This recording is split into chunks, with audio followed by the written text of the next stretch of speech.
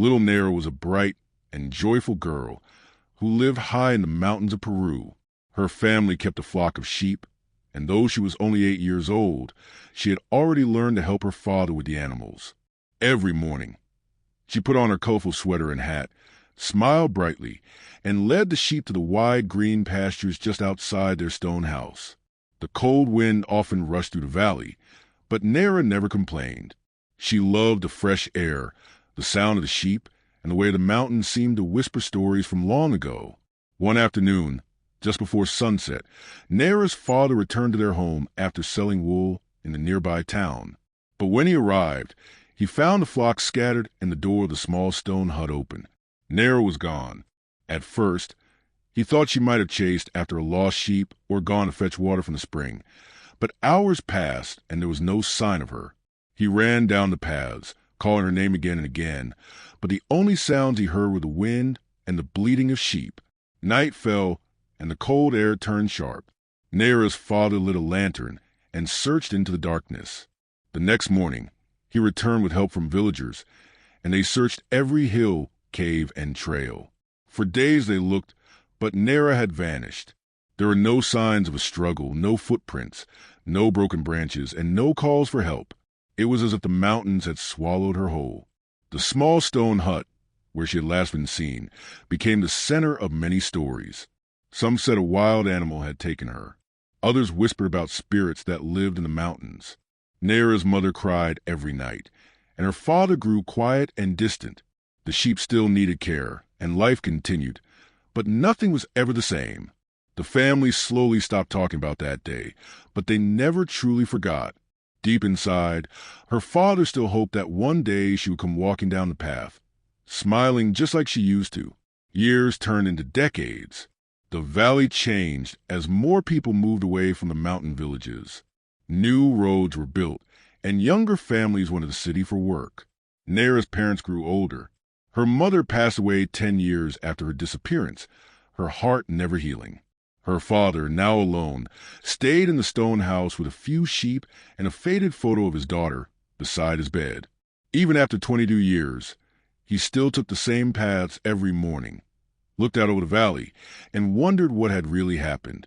Then, one late summer afternoon, as the sun sank low behind the peaks and painted the hills in gold, Nera's father walked up to the same old stone hut.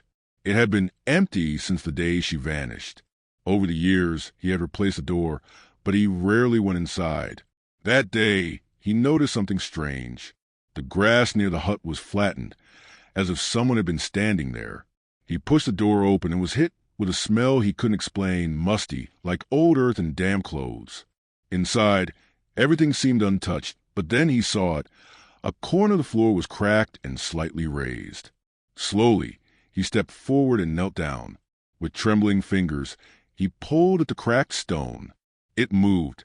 Beneath it was a hole, a deep, dark hole that hadn't been there before. The air that came out was cold and thick. His heart pounded as he reached for his lantern and lowered it into the opening. What he saw made him fall back in horror. Inside the hole was a space like a hidden room. The walls were made of old stone, and the floor was covered in bones. Some were animal, but others were human. Small bones, children's bones, and in the middle of them lay a torn piece of red wool, exactly like the sweater Nera had been wearing the day she vanished. Her father couldn't breathe. He sat on the floor, staring into the hole as memories rushed back. The laughter, her smile, the last time he saw her, standing right there. Tears ran down his cheeks as he whispered her name.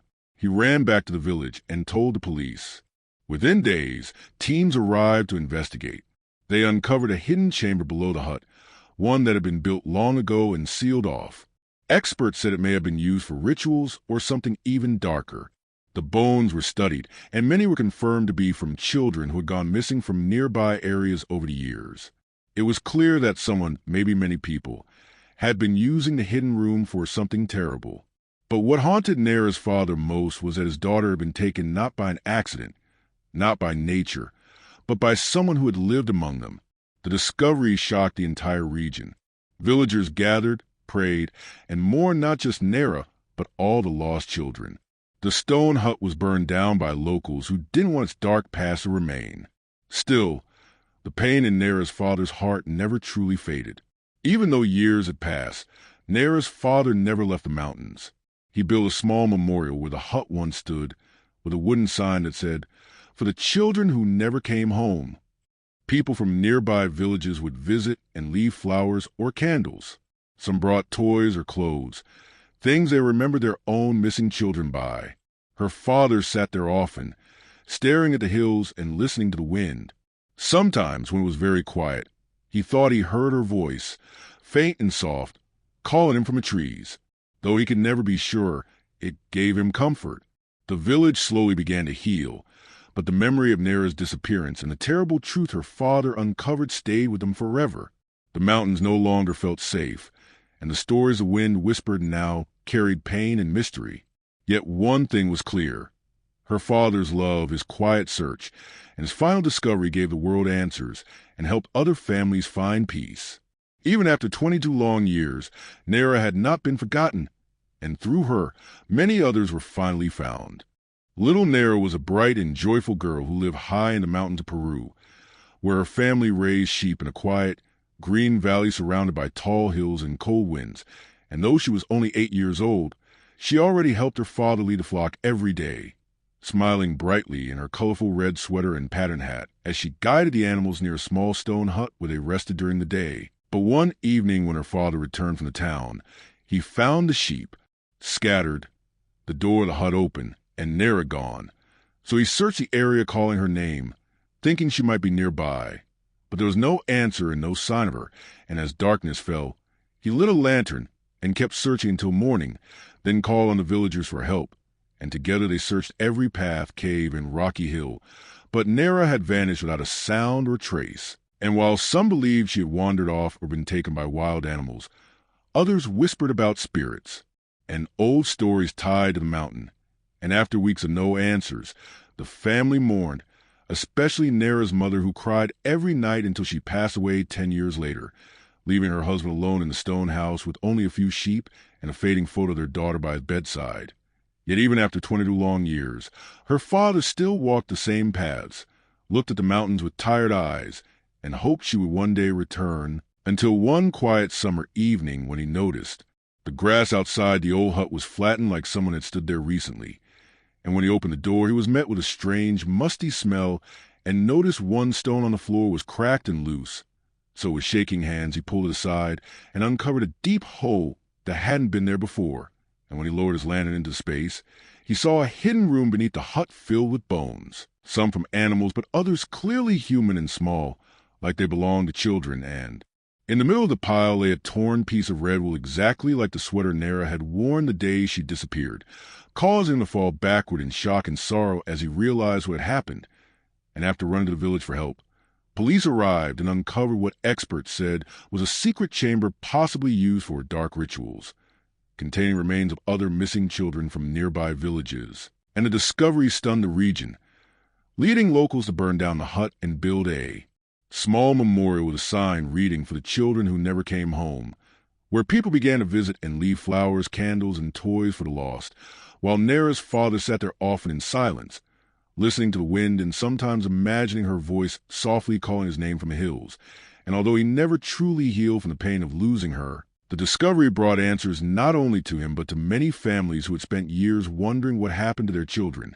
And through Nera's story, other lives were honored and remembered, proving that even after more than 2 decades, a father's love could bring truth to light and help others find peace in the most unexpected and terrifying way. The news of what Nera's father had found beneath the stone hut spread quickly across the region, and it shocked everyone who heard it. People who had once thought Nera had simply wandered off now realized something much darker had happened. Journalists, police, and even archaeologists came to the mountain to see the hidden room. The chamber below the hut was old. No one knew exactly how old, but it had clearly been used for many years. The walls were rough and covered in strange carvings that no one could understand. Some said they were symbols used by ancient people, while others believed they were signs of evil rituals. What was certain was that the room had held many victims over time, and among the bones, investigators found small objects, buttons, broken shoes, beads, and even a carved wooden doll. All of them seemed to belong to children. For Nera's father, every day became a mix of pain and duty. He stayed near the site, answering questions and helping police remember old village stories. He showed them old paths, hidden springs, and places where children used to play. As more evidence came to light, police reopened cold cases of missing children from nearby villages. They matched remains using DNA from families who had lost sons and daughters over the last 40 years. Many of them had never known what happened to their children. Now, through this terrible discovery, they finally had answers. Nera's red wool sweater was taken to a lab and confirmed to be hers. Her bones were also found among the remains. Her father held the news quietly, his hands trembling as he folded the sweater and placed it into a wooden box. There were no more tears left, only silence and a hollow feeling that would never truly leave. But he wasn't alone anymore. Other families who had lost children came to visit. They hugged him, prayed with him, and called him brave for never giving up. The burned remains of the hut were cleared, and a wooden bench was placed near the memorial. People brought candles, photos, and drawings. Some even sang songs in memory of the lost. It became a sacred place, not just for mourning, but also for healing. And for Nera's father, it became the only place where he still felt close to his daughter. He would sit there for hours, watching the wind move through the grass and the sheep grazing nearby, just as they used to when Nera was with him. Sometimes, he heard children's laughter in the wind. He never looked around to see if it was real. It didn't matter. In his heart, he believed Nera and the others were still nearby, free at last from the darkness that had taken them. As time passed, the villagers decided to honor Nera and the lost children by building something new. They turned the land where the hut once stood into a peace garden. It was small but beautiful.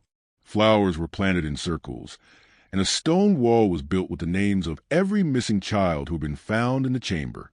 At the center stood a wooden statue of a young girl with long hair, wearing a traditional sweater and holding a sheep. It looked just like Nera. Visitors came from other regions to see the garden. Some came to remember loved ones, others to find peace.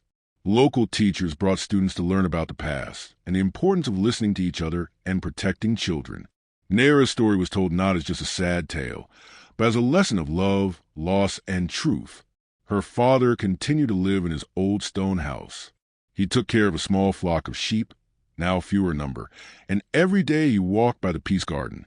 He spoke to Nera, told her about the sky, the weather, the sheep, and the people who still remembered her. Sometimes he smiled. One winter morning, villagers found him sitting on the bench near her statue, eyes closed, a peaceful look on his face. He had passed away in the night. In his hands was a photo of Nera and a small flower he had picked from the garden. The village held a special service for him. They buried him beside his daughter, beneath a tree where birds often sang. A stone was placed there with simple words, "A father's love never fades." Through him, the truth lived on. And so the story of the shepherd girl who vanished in the mountains and the father who never gave up became a part of the valley's soul, carried on in whispers, wind, and the warm hearts of those who remembered. Nera was a happy young girl who lived with her parents high up in the mountains of Peru, where the air was cold and the valleys were full of sheep and singing birds.